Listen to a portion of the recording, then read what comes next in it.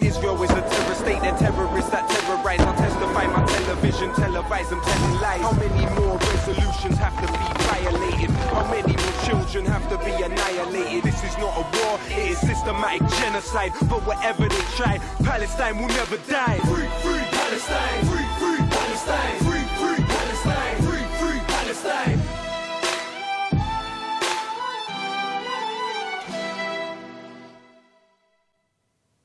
Hello, I'm Chris Williamson, and you're watching Palestine. Hola, soy Chris Williamson y esto es Palestina Desclasificada. En el programa de hoy examinaremos los esfuerzos del movimiento yemení Ansarollah para detener el genocidio en Gaza que perpetra la entidad sionista con el apoyo tácito y práctico de las potencias occidentales. Pero esas mismas potencias occidentales lanzan bombardeos ilegales dentro de Yemen en respuesta a la implementación por parte de Ansarollah de la doctrina de la responsabilidad de proteger que fue adoptada por unanimidad en 2005 en la Cumbre Mundial de la ONU. En el primer informe del programa de esta semana, Latif Abu Chakra expone los antecedentes de la intervención de Ansarollah.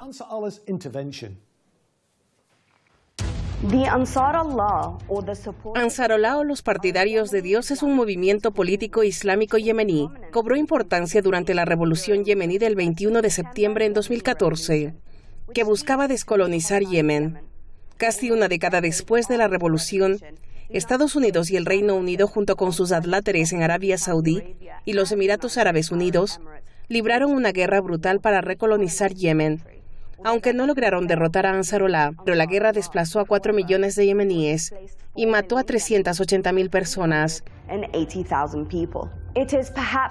Tal vez por esas razones, después del 7 de octubre del año pasado, Ansarollah simpatizó y acudió en ayuda de los palestinos, abriendo un nuevo frente contra el régimen sionista. En respuesta a la campaña genocida sionista desde el 20 de octubre, Ansarollah comenzó a disparar misiles hacia los territorios ocupados por Israel.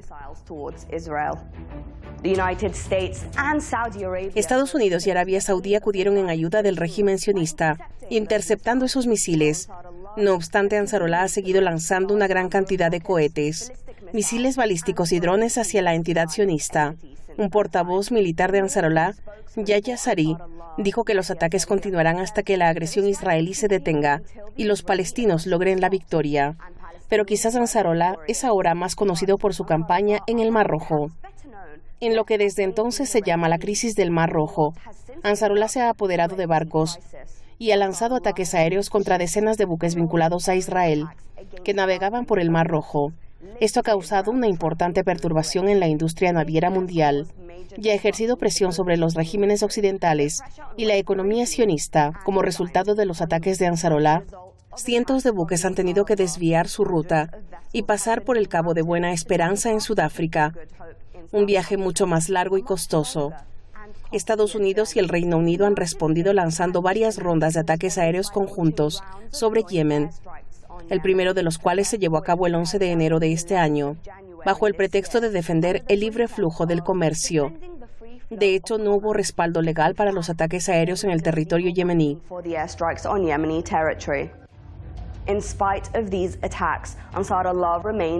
A pesar de esta arremetida, Ansarollah se mantuvo firme. Después de los ataques aéreos iniciales de enero, Abdul Salam Jaha, miembro del Consejo de Defensa y Seguridad de Yemen, dijo: "Juramos que aunque nos convirtiéramos en átomos esparcidos por el aire, no abandonaremos Gaza. Seguiremos atacando a los barcos sionistas y a los que se dirijan a la entidad sionista". La respuesta de Ansarollah al genocidio en Palestina es una demostración de solidaridad práctica y sin duda ha sido motivo de preocupación continua para los ocupantes sionistas. Acompañándome en el estudio, como siempre, está nuestro experto residente David Miller. David es un académico y ex profesor de la Universidad de Bristol y ahora es investigador principal en el Centro de Islam y Asuntos Globales de la Universidad Zain en Estambul. Nuestra colaboradora invitada de hoy es la valiente y premiada fotoperiodista y periodista de investigación Vanessa Willey. El Consejo Nacional Británico para la Formación de Periodistas ha descrito a Vanessa como una de las periodistas más respetadas del Reino Unido. Bienvenidos al programa. David, ¿podría ¿Podrías darnos algunos antecedentes sobre Ansarollah y cómo llegaron a ser tan prominentes en Yemen? Bueno, originalmente eran una pequeña facción de la resistencia al presidente Saleh y mantuvieron un conflicto con él. Luego, lo que pasó fue que se acercaron y lucharon del mismo lado de Saleh. Posteriormente, el jefe de Ansarollah, al-Houthi, como lo llaman, fue asesinado. Luego su hermano es el líder ahora. Después de eso, entraron en una situación de ataques con los saudíes. De hecho, los Emiratos Árabes Unidos los atacaron con armas occidentales y, por supuesto, armas suministradas por Estados Unidos. Y hubo una guerra masiva contra ellos, tratando de apoyar al gobierno que estaba en ese momento en el poder, pero bajo la amenaza del movimiento popular Ansarollah. Y lo que pasó al final fue que Ansarollah ganó efectivamente esa guerra y hubo un acuerdo, de modo que los saudíes se retiraron, pero los saudíes todavía reconocen al supuesto gobierno que ni siquiera tiene su sede en Yemen. Ansarollah es el gobierno de facto de Yemen. Controlan las Fuerzas Armadas y por eso están en una posición tan dominante porque todas las Fuerzas Armadas se unieron a ellos y capturaron enormes cantidades de armas occidentales suministradas a los saudíes en el campo de batalla. ¿Cómo los saudíes y los Emiratos Árabes Unidos justificaron el ataque? Bueno, lo justificaron con el argumento de que apoyaban al gobierno legítimo, y esto es parte de la primavera árabe. Y fue efectivamente una revolución en el país en 2011, y es así como lo justificaron, persiguiendo los intereses occidentales. Y recuerden, también los intereses de los sionistas, porque los saudíes y los Emiratos Árabes Unidos son un equipo con los sionistas. Vanessa, cuéntanos un poco más sobre cuáles son las demandas de Ansarollah en su campaña en el Mar Rojo contra Israel.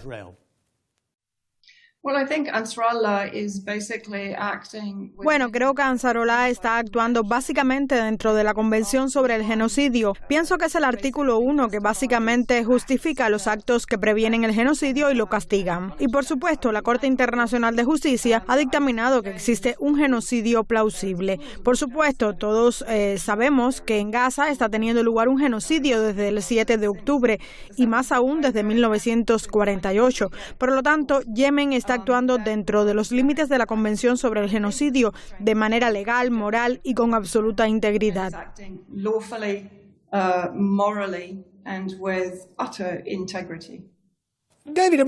David, ¿por qué Estados Unidos y Arabia Saudí están interceptando los misiles disparados por Ansarollah contra Israel? ¿Es esta la misma justificación que utilizaron para atacar Yemen en primer lugar?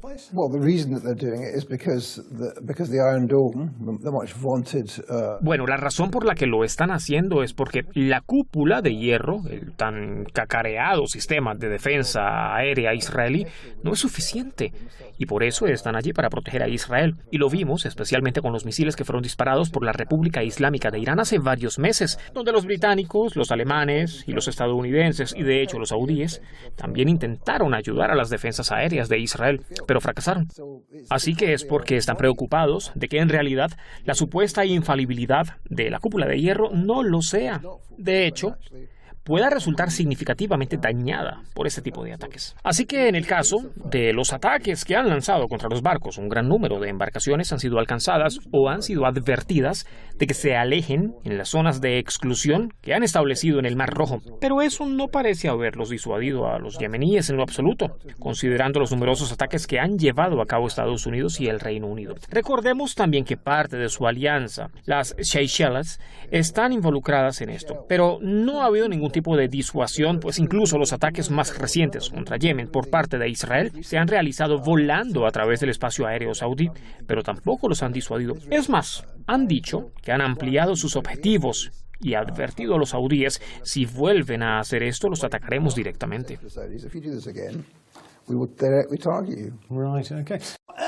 Así es. Vanessa, ¿por qué crees que los yemeníes apoyan tan firmemente al pueblo palestino a pesar de que se enfrentan a su propia crisis humanitaria?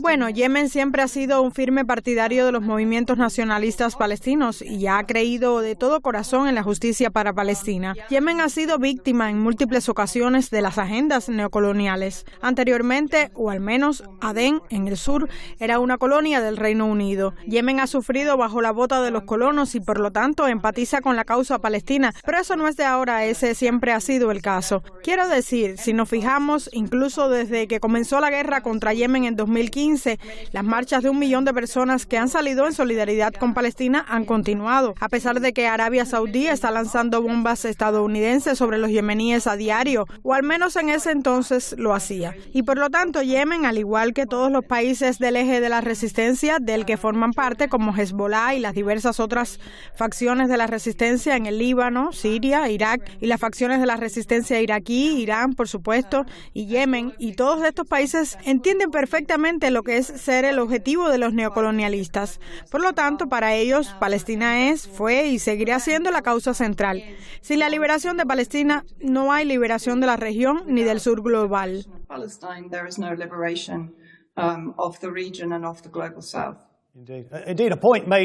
De hecho, fue un punto que planteó el propio Nelson Mandela hace muchos años, por supuesto, al ser liberado. David, Estados Unidos y el Reino Unido han bombardeado Yemen en reiteradas ocasiones, en respuesta a la campaña de Ansarollah en el Mar Rojo. Pero existe una base legal que apoye estas agresiones.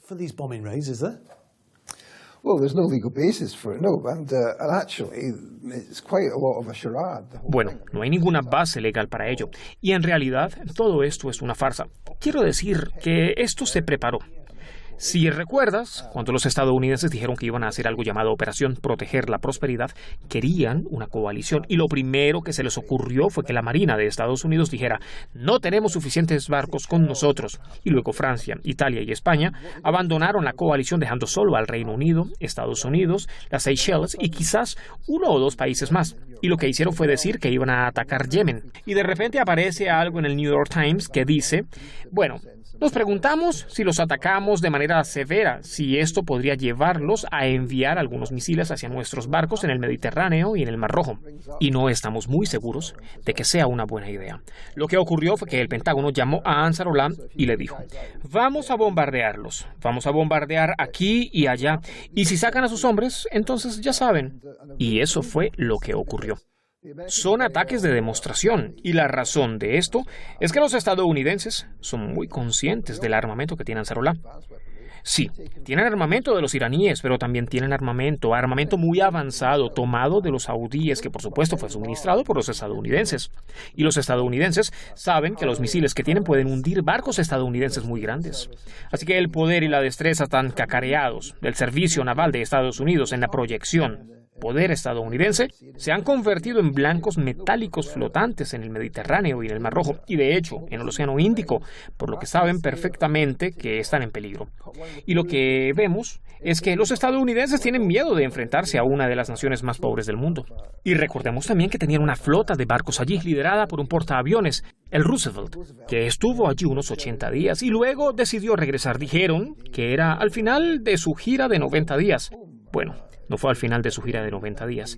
Ha estado bajo ataques durante días consecutivos, durante unos 30 o 40 días. Parece que fue tan severamente dañado que tuvieron que retirarlo. Y esa es la situación a la que nos enfrentamos. Claro, es muy interesante. Nuestro próximo informe examina el impacto económico en la entidad sionista del bloqueo de Ansarollah en el Mar Rojo. La intervención humanitaria de Ansarollah contra el genocidio en Gaza ha tenido profundos efectos materiales en Israel y su economía, sirviendo como una fuente real de presión sobre el régimen sionista. El puerto de Eilat, en el extremo sur de la entidad sionista, y el único puerto israelí con vista al Mar Rojo, tuvo que declararse en quiebra recientemente. Eso se produjo después de 8 meses de parálisis de la actividad comercial, como resultado del bloqueo del Mar Rojo por Ansarollah contra el Estado genocida. El puerto de Eilat recibe normalmente toneladas de contenedores marítimos que transportan materias primas, maquinaria, petróleo crudo, trigo, automóviles y otros bienes para los comercios de los países asiáticos. Sin embargo, según el director ejecutivo del puerto, Gideon Goldberg, la actividad y los ingresos del puerto se han detenido desde que Ansarollah comenzó su campaña humanitaria para poner fin al genocidio de Gaza. El tráfico marítimo en el Mar Rojo ha disminuido en un 85% y las compañías navieras han considerado demasiado arriesgado atracar en los puertos israelíes. El puerto de Eilat ya se habría visto obligado a cerrar si no fuera por la ayuda financiera proporcionada por el régimen sionista.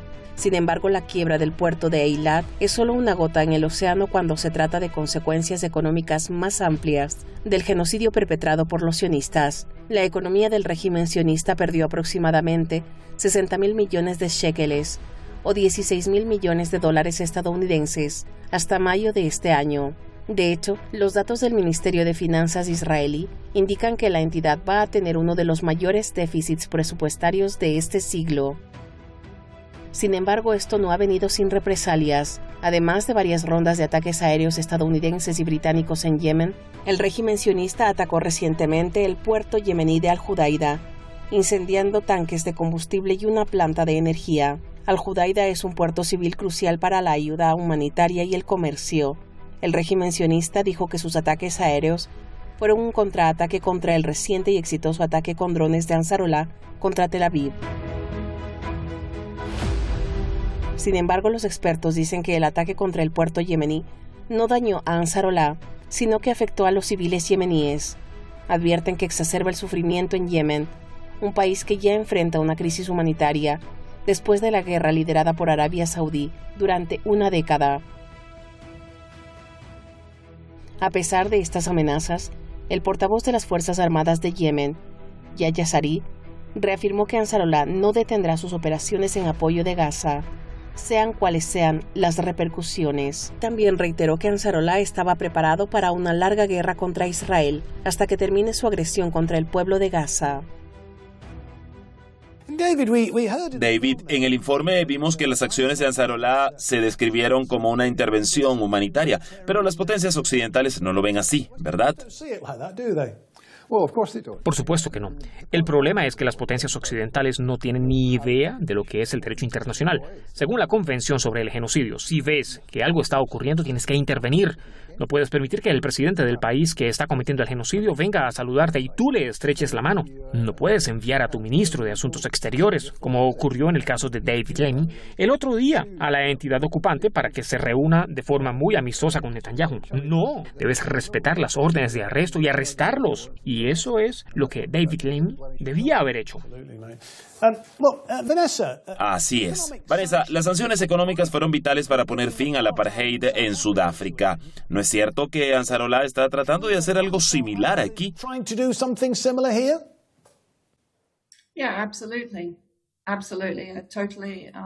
Sí, absolutamente, absolutamente. Estoy totalmente de acuerdo con eso y como mencionamos anteriormente, por supuesto, ha tenido un efecto devastador básicamente sobre la economía israelí, pero supongo que también sobre las economías de los aliados de Israel. Y otra cosa que, por supuesto, ha hecho es exponer a aquellos países que efectivamente normalizaron o han normalizado efectivamente las relaciones con Israel y están permitiendo y facilitando el genocidio, tanto en los territorios ocupados como en Gaza.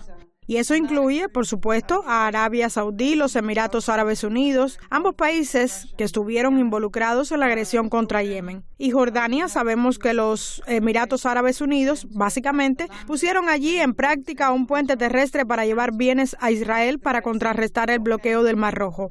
Sabemos que Arabia Saudí recientemente ha estado bajo una enorme presión de Yemen para que no caiga nuevamente en los trucos de Estados Unidos y se convierta en su proxy y, digamos, reavive cualquier tipo de agresión contra Yemen.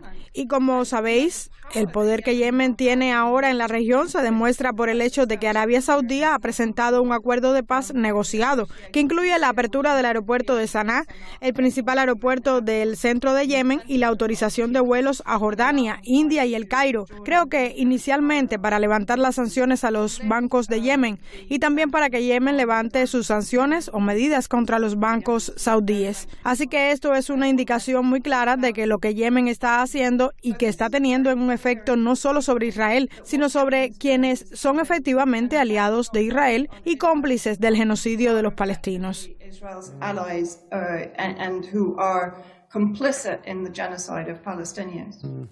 En efecto, David, ¿cuán perjudicial crees que es para Israel que el puerto de Eilat se haya declarado en quiebra? Es extremadamente perjudicial y, por supuesto, es parte de un panorama más amplio. Hemos visto que quizás algo cercano al 10% de la población de Israel se ha ido después del 7 de octubre. 60.000 colonos en el norte han sido evacuados de los asentamientos del norte debido a los ataques de Hezbollah. Ahora han sido alojados en otras partes del territorio ocupado y el régimen ha pagado los alquileres y los hoteles. Todo esto ha supuesto una enorme presión económica. El turismo ha caído un 75% en el último año, por lo que la economía está bajo una enorme presión. Y eso es lo que va a llevarla al colapso. Sí, en efecto. Vanessa, ¿puedes contarnos más sobre el ataque al puerto de Al-Hudaida en Yemen y cómo podría afectar a la crisis humanitaria allí?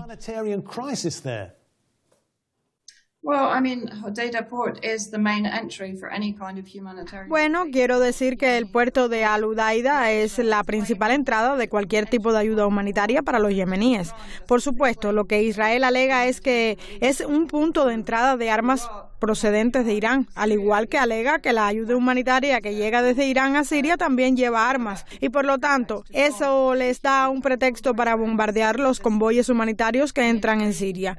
Este es un modus operandi israelí, pero el daño fue cuantioso.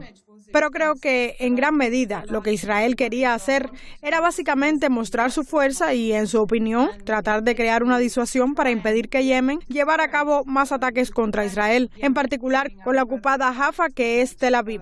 Sin embargo, lo que ha hecho, por supuesto, y esto es algo que Occidente e Israel nunca entienden, es que cuando más punitiva es su respuesta, más agresivas o valientes son las respuestas de la resistencia, y esta ha sido en gran medida la respuesta de Yemen. En primer lugar, se emitió una declaración en la que se decía que las bombas que se lanzaron sobre Al-Hudaida, al menos, no se lanzaron sobre Gaza, y han prometido una respuesta abierta hasta que la entidad terrorista ocupante sea erradicada del territorio. Así que esto está muy claro. Y al-Houthi ha dejado muy claro que esta es la quinta etapa de la campaña para poner fin al genocidio. En Bagdad se ha creado una sala de coordinación militar entre las facciones de la resistencia iraquí y Ansarollah. Ahora participa en esta sala de coordinación militar. Y, por supuesto, es el territorio sirio el que se utilizará a menudo para estos ataques contra Israel. Casi inmediatamente después del ataque de Al-Hudaida hubo una declaración de los funcionarios de la compañía petrolera yemení diciendo que habían restablecido la electricidad. Hubo 6 empleados de la compañía petrolera yemení que lamentablemente cayeron mártires en el ataque. Y creo que unos 83, en su mayoría civiles, resultaron heridos, por lo que tengo entendido. Así que una vez más vemos a Israel atacando infraestructuras civiles y personas civiles en su represalia.